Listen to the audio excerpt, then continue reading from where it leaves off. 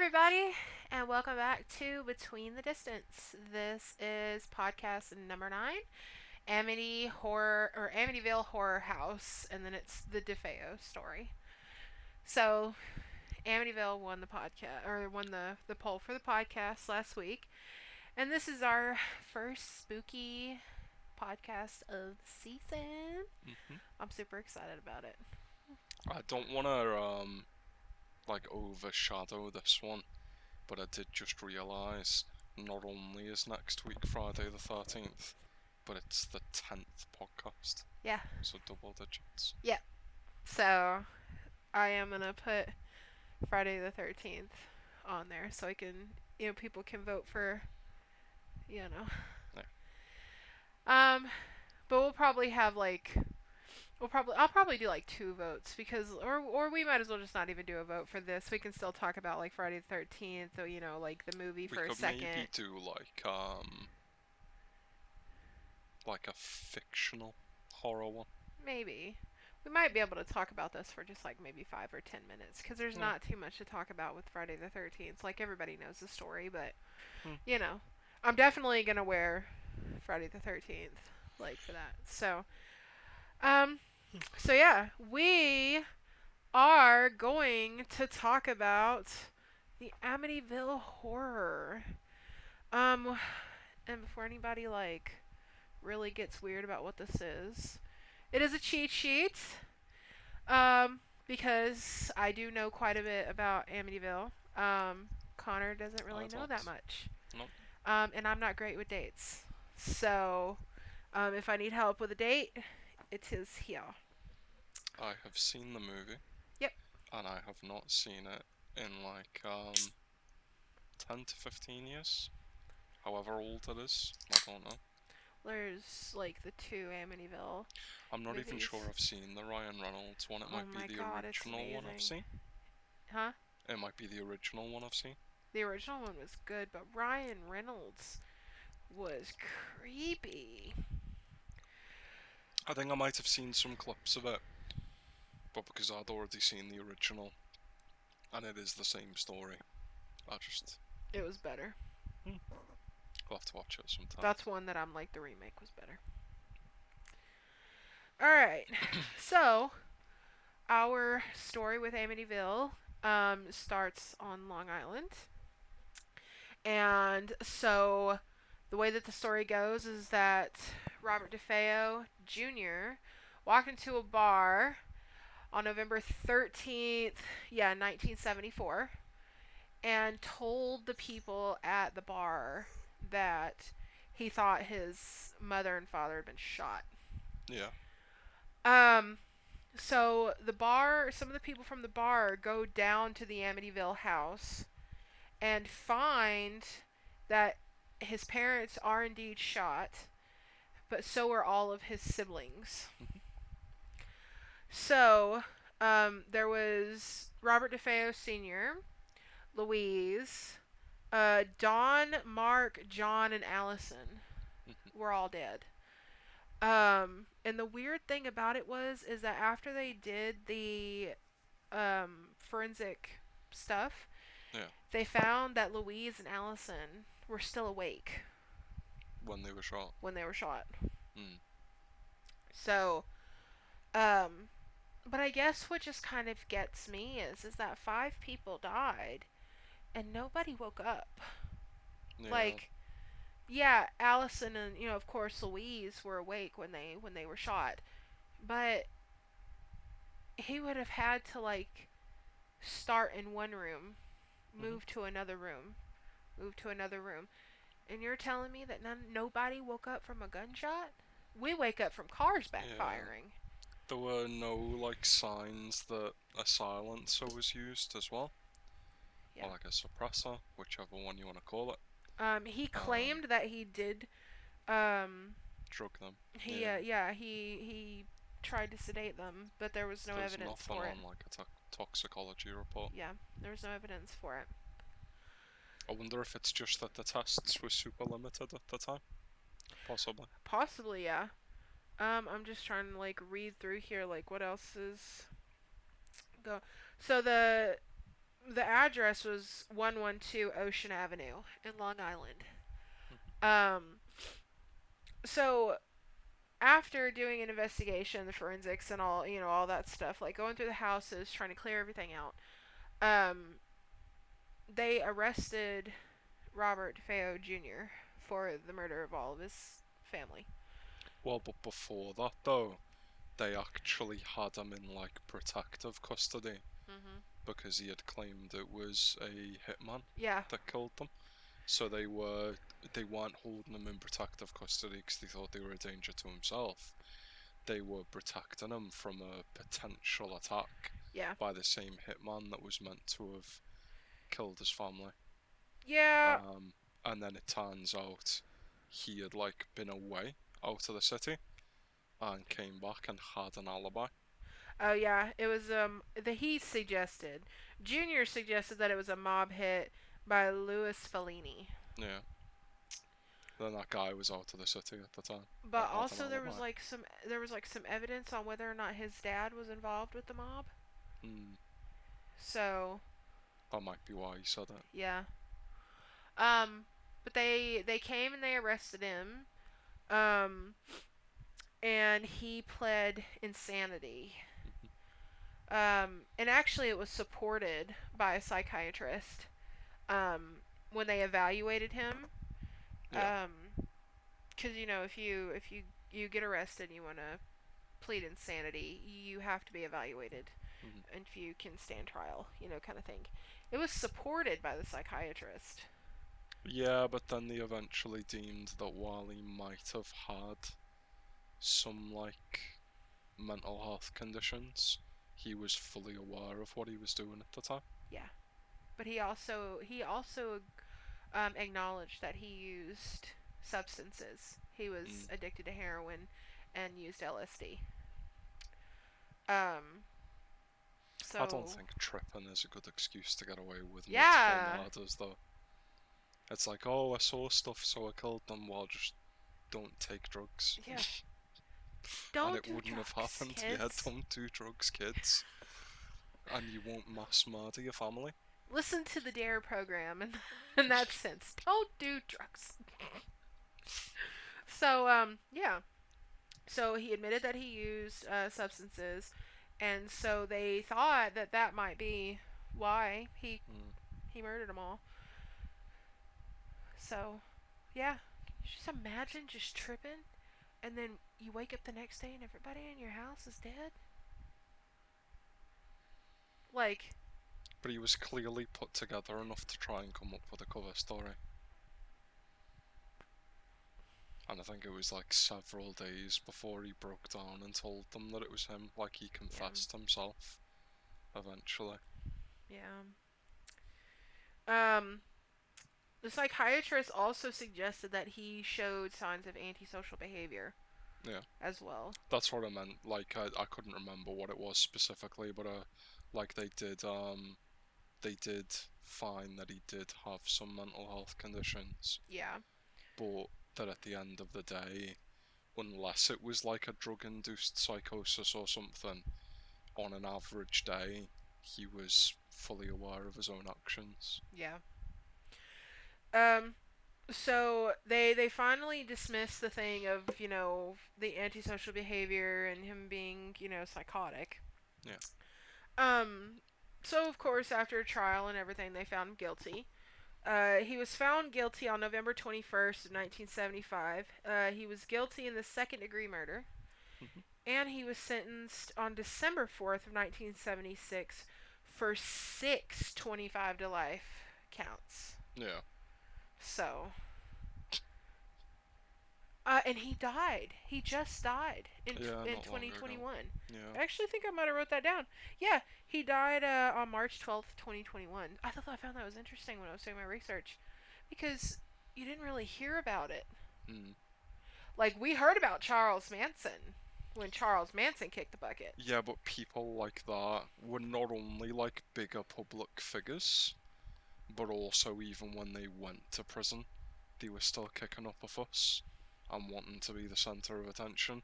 Whereas he himself isn't even the publicly known figure.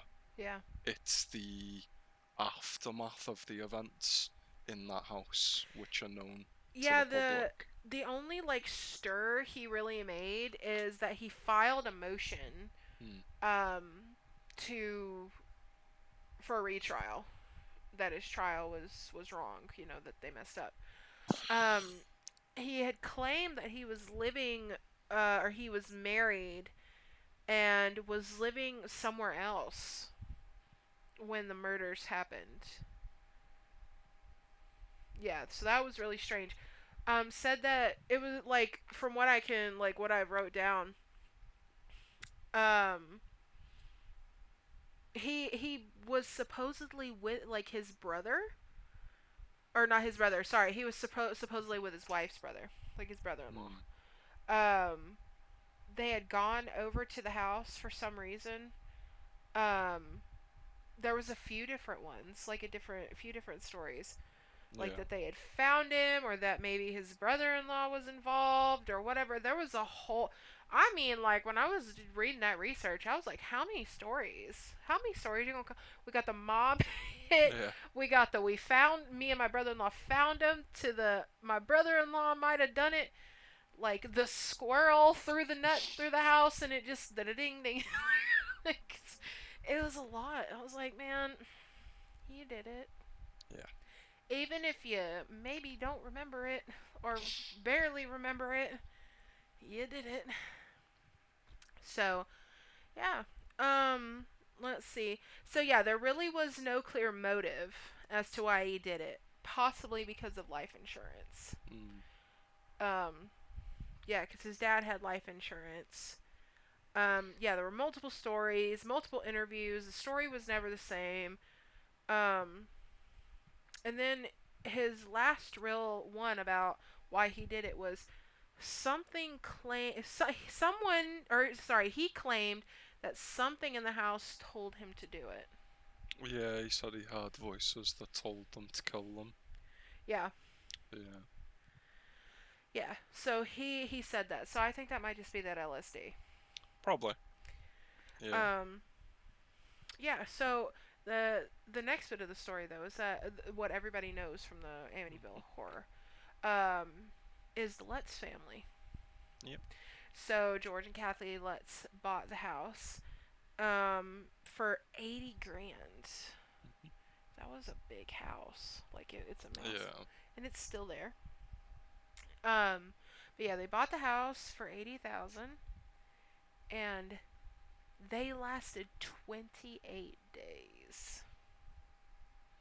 I think they sold it for less than that as well. I think it Yeah, was about 72,000. yeah, Um, and I think adjusting for inflation, that'd probably be about 280,000 these yeah. days.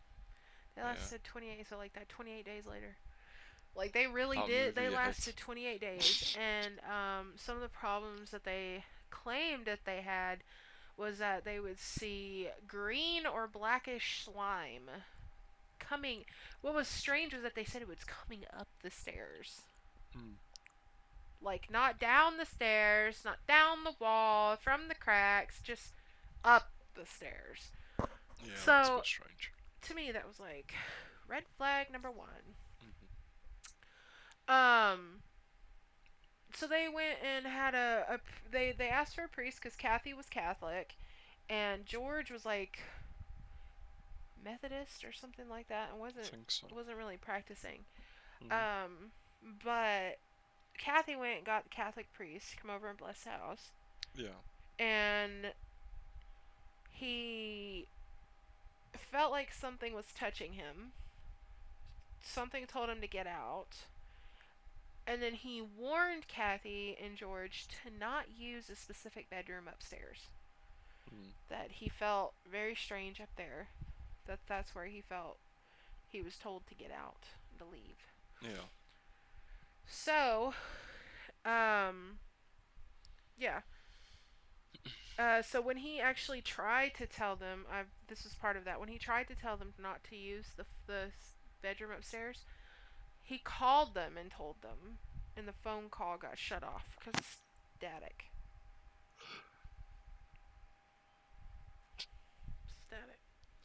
Okay.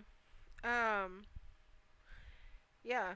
So at the end of it all, they lasted for 28 days. They left the house Mhm. suddenly, only grabbed a few things, and stayed with Kathy's mom. They refused to go back into the house. They didn't want any of their belongings. They didn't want to go back in. The moving guy that came and did get some of their belongings stated that he did not have any experiences at all. Yeah. I've read a few things about the current owners, and they say that they haven't had any experiences at all.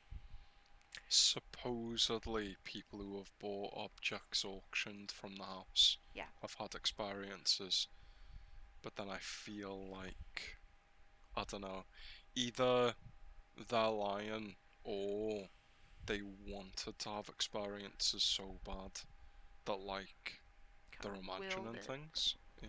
Yeah, But the like the manifested it themselves. the weird thing about the Amityville is that Ed and Lorraine Warren investigated the house, and Lorraine said that there was something in there. That there was something evil in there. Um, I always find Ed and Lorraine's stories interesting. Mm. They're they're the basis for all of the Conjuring movies. Yeah. Um, but I feel like a lot of people only know them for the Conjuring movies now. That's the only reason why they pay attention.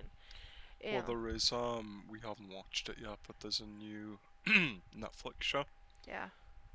that's actually about them. Mhm. I think like they go to visit a few places in it. And it looked like they had other like mediums check out the same places. It almost seemed to be like they were comparing it to see whether they all felt the same thing, to see how legitimate her like Gift. abilities Yeah. are. Yeah. I won't ever tell anybody that they don't have the gift, though. Unless you're one of those weird ones that try to do it for money, or are really weird about it, just over Mm. the top about it. So, what do we think? Mm. Well, there's the fact though that they then sold the story Oh and yeah. it became a massively well-selling book and then movie. Yeah. So Sorry. they were clearly in it for the money. I felt like if it was as bad as you thought it was, it would have been fine to sell the story once. To Mm. tell the story and let everybody know. But they kept trying to sell the story with multiple books, like Well, movies, so what I've seen is newspapers. that there's the original book, which is The Time in the House. Yeah. There's a second book about what continued to happen when they went to her mum's. There is a third book Mhm. that is a collection of stories from the people who bought the items from the house. And then the writer, so I think the original book was wrote by one person, and then the second non-fiction book Yeah. plus the stories book was written by the same person.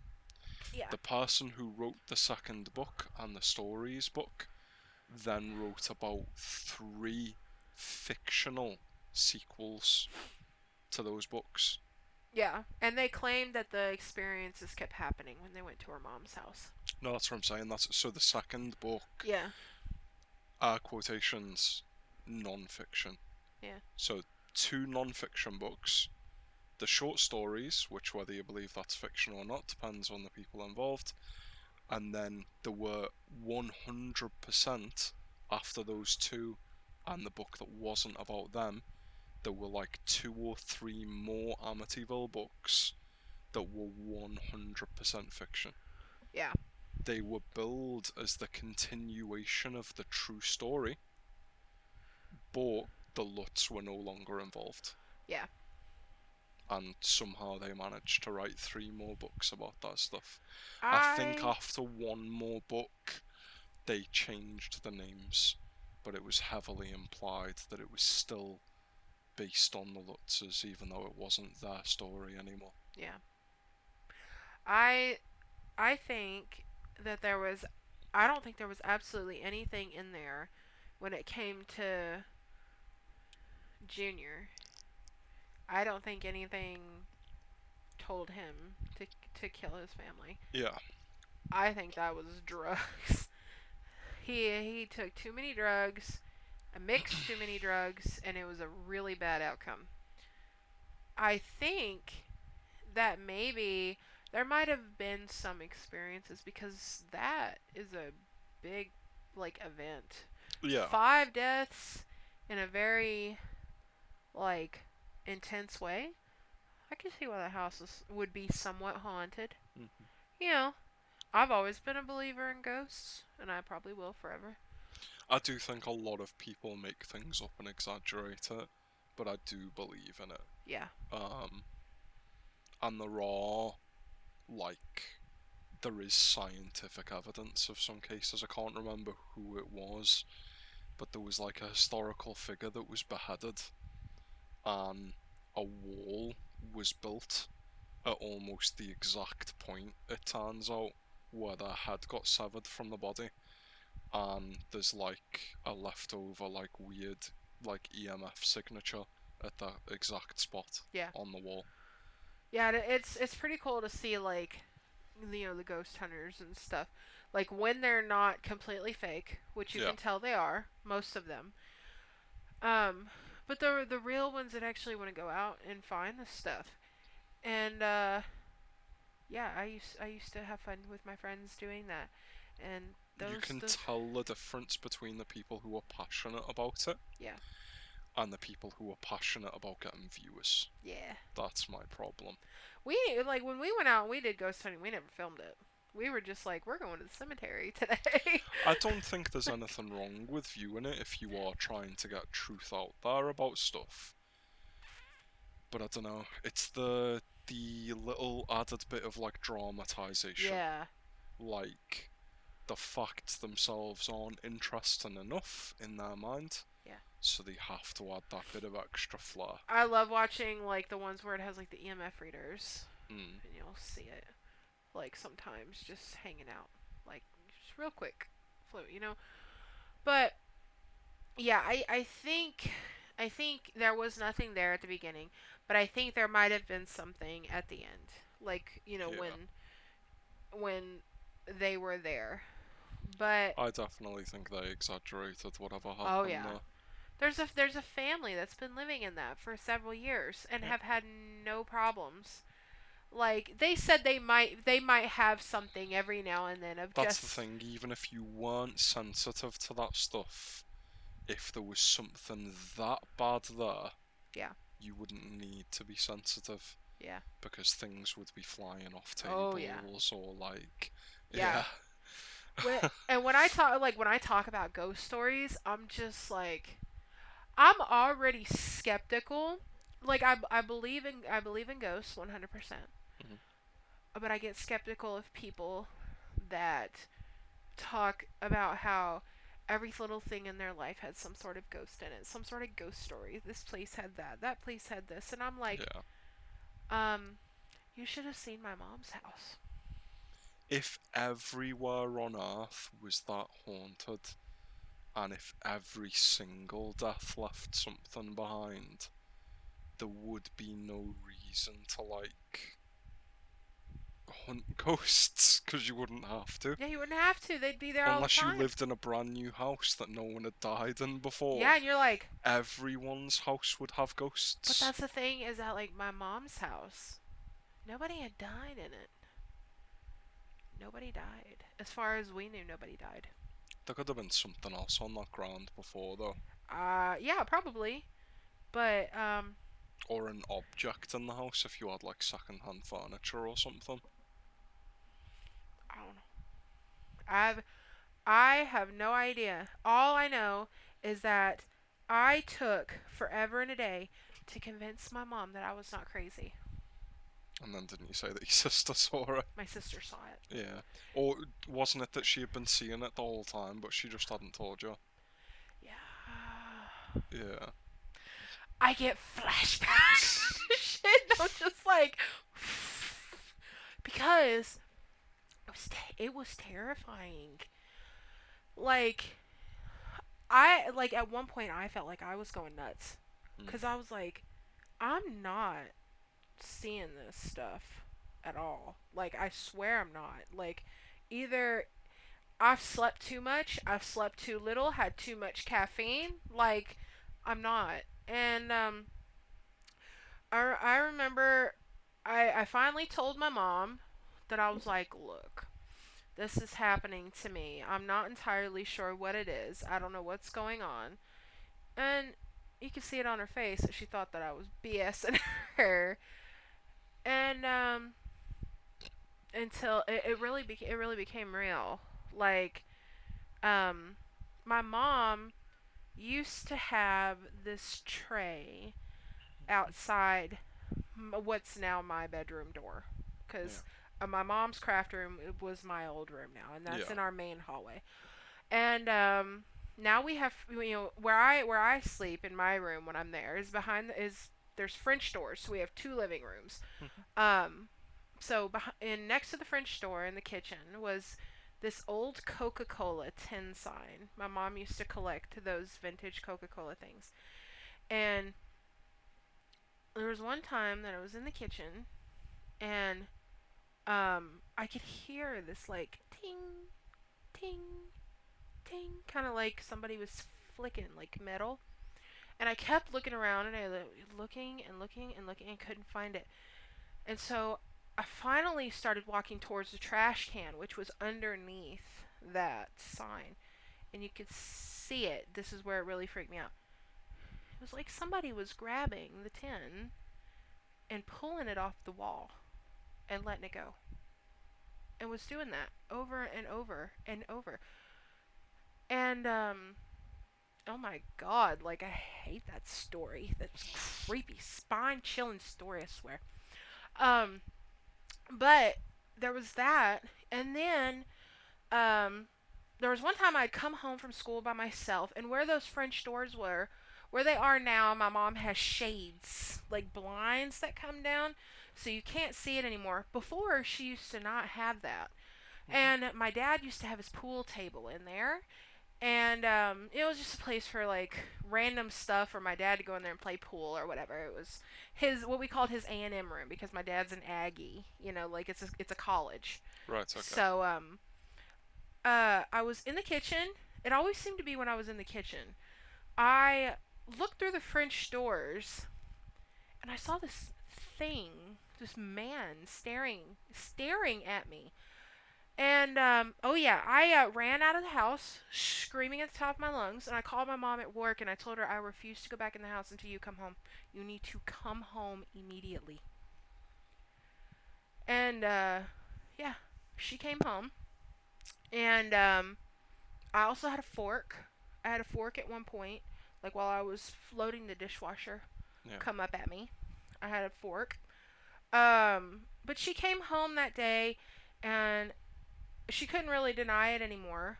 I got to the point where I had this feeling every time that I came out of my bedroom door, because it was, our house is kind of strange the way that it is. So it has our living room, our kitchen, and then there's the hallway. It's a really long hallway, and every room you want to go to besides the spare living room is on this hall. So my room was on the first door on the left. Me and Macy's bathroom is in the middle. My mom's room is on the end, and Macy's is right across the hall from her on the right. I started getting to the point where I felt like I needed to sprint out of my room to get, if I needed to pee in the middle of the night, Yeah. sprint. Um or I would hold it, because every time I got close to the door, I felt like there was this tall thing, just this like almost like eerie, like black cloud thing just staring at me. If I opened the door, it was almost like I hit this wall of just like something is staring and standing there. And so my mom came home one time, and she told my dad it was. I knew that it was in the summer because that day I had to go to summer band practice. And she was telling my dad. She said, um, "Caitlin is still seeing this thing, like this whatever this is. She's seeing it, and I don't know what it is. I haven't had any experiences. Have you had any experiences? And my dad's like, no. And my sister, well, my mom was trying to like talk in code because my sister was still kind of young, didn't want to scare her or anything. And then just out of nowhere, she comes up and she says, "Are you talking about the tall man that stands outside my doorway and watches me sleep?" I remember you saying that. Like, I'm pretty sure my mom felt like she got smacked in the face. Yeah. So at that point, it became real. It became really real for my mom. Yeah. I wasn't on any substances. Wasn't crazy. Wasn't seeing anything. I didn't suddenly become schizophrenic. Um, yeah. So my sister actually saw the person or whatever it was a few times. And at the end of our hallway used to be this bench that my grandfather built for me when I was a kid, and that's where he would that thing would sit. Either stand right outside Macy's room or sit on that bench. But at the end of it all, we weren't the only ones that saw it. Um, so I don't know. Somebody said something. Oh, my mom. Yeah, Macy swears it was Papa. Ah. Yeah. So there's a big reason why they thought it was Papa for a long time. I'm still on the fence about who it was, really, because Papa was a prankster, but at that point it just felt terrifying. It almost, to me, it felt like, um, Like menacing. yeah, like it would have been fine if it was pranking. Yeah, it wasn't like playful. Yeah, It was. Yeah. to feel like I couldn't go to the bathroom in peace, that I had to sprint to the bathroom or just hold it because I just felt like I would hit this thing outside my door, and that I would just have to take a deep breath and walk through it so I could go to the bathroom. Um, but I don't, big reason why they, some people think it was Papa was because of Brennan. Brennan, um, Brennan had cancer, um, and unfortunately passed away when he was 16. Um, on the day that Brennan passed, we had actually had Brennan in our home for a little over a month, because their house had caught fire a little bit in the garage. So while they did work to fix the house, because Brennan was going through chemo and radiation, he couldn't be around all that. So he came and stayed with us, which was just a little bit down the road from where their house was. So it wasn't too much for my aunt and uncle to come down. Um, so Brennan would sleep in a chair in our living room. That was the most comfortable place for him. And the one of the examples we had, apparently Val had snapped a picture of Brayson and Brennan, and there was something in the picture. There was something strange. Val didn't have the picture anymore, so I never saw it. I don't know if my mom or Macy ever saw it, but apparently there was something strange in the picture. But the day that Brennan passed, Brennan got to the point, because he had a tumor on his spine, he couldn't walk. And Braden, his older brother, would pick him up and piggyback him on his back. Um, and from if you're looking down the hall, like starting at my parents' room, if you're looking straight down the hall, you see the door to the garage. So in that way you can go out down the ramp and out to the driveway. Well, when Braden had Brennan on his back, he opened the door to go outside the garage, and Brennan turned around and saw a tall person standing at the end of the hallway. And he said, "Bye, Uncle Andy." And Andy is my dad. But Brayson said that he also saw that person and said, "Bye. Bye, Andy." And they left. Well, later on that day, Brennan had passed. So they were sitting there, were talking about it, I think with Val or, whatever, who's my aunt. And they said, "Oh, well, Brennan and Brayson saw Andy this morning standing at the end of the hall. They said bye to him when we were leaving." And my mom was like, Andy was not awake at 6 o'clock this morning. It was a Sunday, so my dad was asleep at 6 a.m. on a Sunday. Yeah. So yeah, there were quite a bit of experiences that happened in our house. Um, my mom's like snowflake thing, like that she puts out for Christmas, and her, that's being stored. Got flung underneath Charla's chair while she was over there. So that was one other thing. But there were just a few things. It terrified my sister, because she was still young. So there was a long time that she stayed in my parents' room. Like they made her a pallet on the floor. She wasn't like sleeping in the bed with my parents. She was Yeah. a little too old for that. But like I would be terrified too if I slept in her room and something was standing in my doorway staring at me. So I don't blame her. Yeah. Yeah. So there's just quite a few things. So like when it comes to like ghost stories and it was haunted, I'm skeptical. I'm skeptical because it's like some people think that having like ghost stories is funny or Mm. fun or whatever, and I'm like, yeah, you think it's fun until you live in an actual haunted house and it terrorizes you.